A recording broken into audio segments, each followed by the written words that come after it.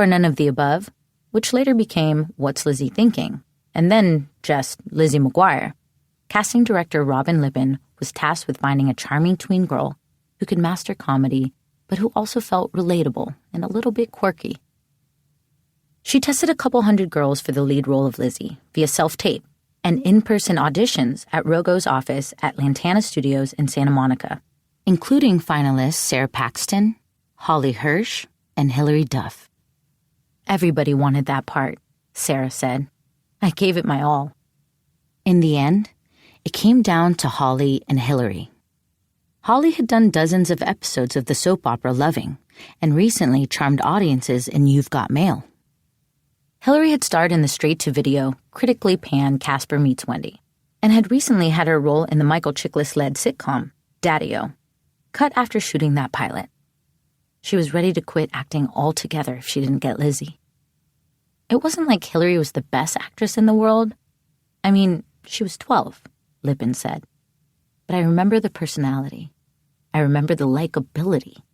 I remember the adorableness. All of that just came together when she read. I knew that she had charisma. I knew that boys and girls would like her. She wouldn't be threatening.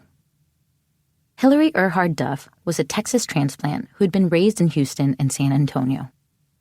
She and her older sister Haley first began shuttling back and forth to LA for auditions in the mid-90s with their mom, Susan, while their dad, Bob, stayed behind to run his successful business overseeing a chain of Texas convenience stores. That's the difference between Hilary and all my other clients.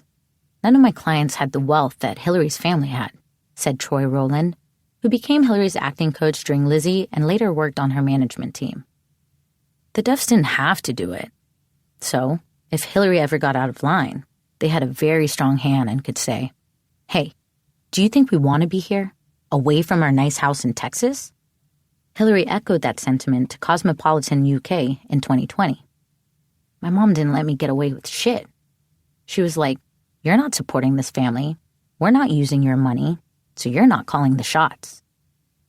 Aided by her stuttering squeaks and tendency to nervously bite her lip, Hilary had a casual warmth that carried over into her acting, and a friendly cool factor that made her someone kids could hope to emulate. With Hilary as Lizzie, suddenly, the show and Disney Channel's entire MO moving forward clicked into place. She was relatable, but also an icon. That was the magic trick of the show. You had this death-defyingly cute girl playing the not cute girl, Rogo said. And everybody bought it. They assembled the rest of the cast around Hilary. As Lizzie's best friend,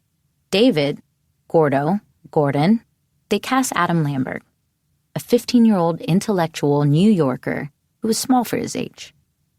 And as Lizzie's other best friend, Miranda Sanchez, they cast 12-year-old Lalaine Vergara-Paras. Lalaine came from the musical theater world, where she'd acted in Les Miserables on Broadway and played an orphan in the wonderful world of Disney's 1999 version of Annie.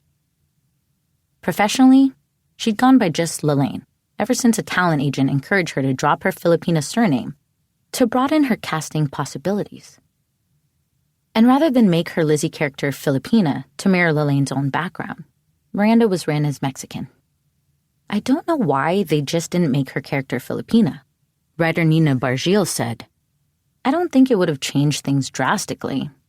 It was tough because we couldn't go to Lalaine and be like, 'Hey, tell me about some of your Mexican traditions,' because she wasn't Mexican." After delivering the script for the pilot and having some input in casting, Terry Minsky exited Lizzie to run the Gina Davis Show, which she created at ABC. Susan Estelle Jansen, who'd been a producer on Boy Meets World, joined Lizzie as an executive producer alongside Rogo as regular series production began in the summer of 2000 at Hollywood's Renmar Studios, the site of Lucille Ball and Desi Arnaz's former Desilu Studios. Rogo was simultaneously serving as EP on the Fox Family series State of Grace, starring Mae Whitman and Alia Shawkat, on an adjacent soundstage. He picked Lizzie's spot next door to make it easy for him to shuffle back and forth between the productions throughout the week. "I was Desi for a while," Rogo joked. "Only once did I walk onto the wrong stage."